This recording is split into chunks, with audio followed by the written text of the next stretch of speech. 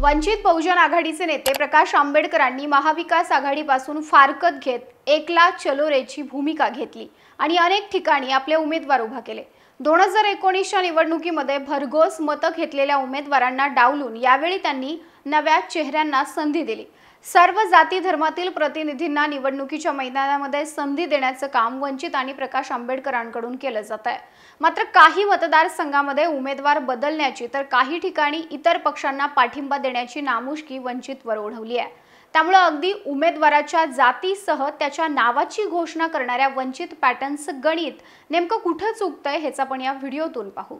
नमस्कार, मी Madhuri Kumkar for the People News मध्ये आपलं स्वागत। पोस्ट ग्रॅज्युएट डिग्री कोर्सच्या माध्यमातून परिपूर्ण राजकीय नेतृत्व घडवणारं आणि प्राध्यापक राहुल कराड यांच्या संकल्पनेतून साकारलेलं भारतातील पहिलं institute MIT school of government presents जागर लोकशाहीचा। वंचितकडून 2024च्या लोकसभा निवडणुकीसाठी आतापर्यंत जवळपास 35 मतदारसंघात उमेदवारांची घोषणा करण्यात आली आहे, तर 6 ठिकाणी इतर उमेदवाराला पाठिंबा देण्यात आलाय। मात्र उमेदवारांनी घेतलेली माघार आणि बदललेल्या उमेदवारांमुळे वंचितचं नक्की चाललंय काय यावरून प्रश्नचिन्ह उपस्थित केले जातात। वंचितवर बी टीम असल्याचे आरोप देखील सोशल मीडियातून केले जात आहेत। यावर प्रकाश आंबेडकर यांच्यासह वंचितकडून देखील उत्तरं दिली जात आहेत। मात्र आपल्याला वंचितनं उमेदवारांच्या घोषणेनंतर खरंच किती ठिकाणी माघार घेतली आहे, कुठे उमेदवार बदललेत, कुठे इतर पक्षाला पाठिंबा दिलाय, कुठल्या उमेदवारावरून वाद निर्माण झालाय हे आधी पाहावं लागेल। वंचितच्या उमेदवारांच्या चर्चेची सुरुवात झाली पुण्यापासून। पुण्यामधून अभिजित वैद्य यांना उमेदवारी द्या असं आंबेडकरांनी जागा वाटपाची कसलीही चर्चा सुरू नसताना म्हटलेलं। मात्र शेवटी उमेदवारी मनसेतून बाहेर पडलेल्या वसंत मोरेंना दिली गेली। यावरून सोशल मीडियामध्ये बऱ्याच चर्चा रंगलेल्या। शिरूरमध्ये मंगलदास बांदल यांना तिकीट जाहीर केलं होतं। बारामतीमधून पक्षाने उमेदवार दिला पाहिजे अशी पक्षविरोधी भूमिका बांदल यांनी घेतल्याचा ठपका त्यांच्यावर ठेवत वंचितनं बांदल यांची उमेदवारी रद्द केली। नंतर बांदल यांनी महायुतीच्या मंचावर जाऊन भाषण देखील दिली। जळगावमध्ये प्रफुल्ल लोढा यांना आधी उमेदवारी दिली, मात्र त्यांनी या मैदानातून माघार घेतली। प्रकाश आंबेडकर यांच्याशी प्रफुल्ल लोढा यांनी दूरध्वनीवरून संपर्क करून सांगितलं की जळगाव लोकसभेमधून मी निवडून येऊ शकत नाही, त्यामुळे मी स्वतः कोणताही दबाव नसताना माघार घेतोय। नंतर जळगावमध्ये युवराज भीमराव जाधव यांना उमेदवारी देण्यात आली आहे। सैन्य आणि क्रीडा क्षेत्रात करिअर करायचे, नेताजी सुभाषचंद्र बोस सैनिकी निवासी शाळा पुणे। ॲडमिशनसाठी संपर्क 960 781 1662। तिकडे दिंडोरी लोकसभा मतदारसंघासाठी उमेदवार बदलण्यात आला होता। गुलाब बर्डे यांना सुरुवातीला उमेदवारी दिली होती, पण त्यांनी माघार घेतल्याने त्यांच्या जागी मालती थविल यांना उमेदवारी देण्यात आली आहे।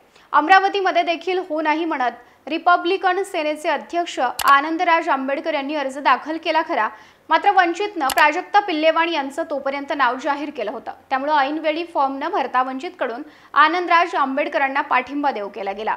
रामटेकमधून देखील शंकर चहांदे यांची उमेदवारी जाहीर करण्यात आली होती, मात्र किशोर गजभिये यांना ऐनवेळी पाठिंबा दिल्याने वंचितनं तिथंही आपला उमेदवार माघारी घेतला।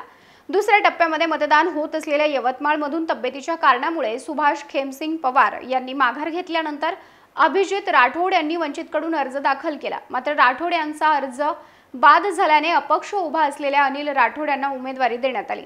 सोलापूरमध्ये वंचितचे उमेदवार राहुल गायकवाड यांनी देखील निवडणुकीमधून माघार घेतली आहे। उत्तर मध्य मुंबईतून अबुल खान यांना आधी उमेदवारी जाहीर करण्यात आली होती, मात्र नंतर त्यांना दक्षिण मध्य मुंबईमधून उमेदवारी देण्यात आली। 2019च्या निवडणुकीमध्ये काही जागांवर वंचितच्या उमेदवारांमुळे काँग्रेस राष्ट्रवादी काँग्रेसच्या उमेदवारांना फटका बसला होता। आता पाठिंब्याबद्दल बोलायचं झालं तर वंचितकडून 6 ठिकाणी इतर पक्षातील उमेदवारांना पाठिंबा दिलाय। कोल्हापुरातून काँग्रेस उमेदवार शाहू महाराजांना तर नागपुरातून विकास ठाकरेंना पाठिंबा देण्यात आलाय। बारामतीमधून सुप्रिया सुळे यांना पाठिंबा देण्यात आलेला आहे। यवतमाळ वाशिममधून अनिल राठोड यांना पाठिंबा दिलाय, तर अमरावतीमध्ये आनंदराज आंबेडकरांना पाठिंबा देण्यात आलाय। भिवंडीमधून निलेश सांबरेंना वंचितनं पाठिंबा दिलाय, तर सांगलीमधून प्रकाश शेंडगे लढले तर त्यांना पाठिंबा देण्याचं जाहीर केलं गेलं होतं। आता शेंडगे मैदानामध्ये आहेत, त्यामुळे तिथं वंचितच्या शेंडगेंना पाठिंबा मिळेल का हे पाहावं लागेल।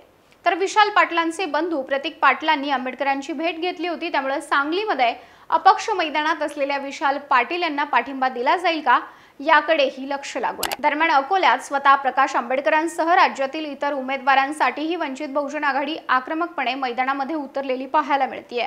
असं असलं तरी उमेदवारांनी घेतलेली माघार आणि बदललेल्या उमेदवारांमुळे निवडणुकीमध्ये काही फरक पडणार का हे मात्र पाहावं लागेल। यासह 4 जूनला वंचितची नेमकी ताकद किती आहे हे देखील स्पष्ट होईल। तुम्हाला याविषयी काय वाटतं तुमचं मत कमेंट बॉक्समध्ये कळवा। व्हिडिओ आवडल्यास लाईक करा आणि अशाच माहितीपूर्ण व्हिडिओसाठी फॉर द पीपलला सबस्क्राइब करायला विसरू नका।